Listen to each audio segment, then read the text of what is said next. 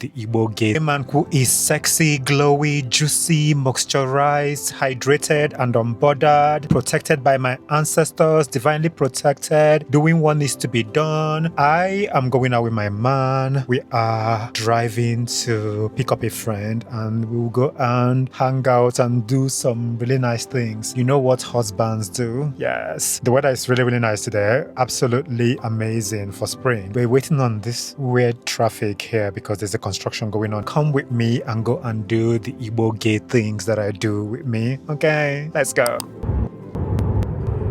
We have just arrived to pick our friend. So we're just going to go into her hotel room. Oh, someone is paragliding.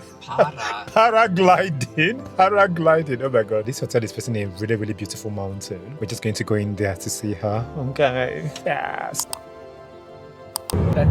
We've met our friend, so we want to go to this fashion thing they are doing. She told us about, and we're going to have dinner with her later and another friend.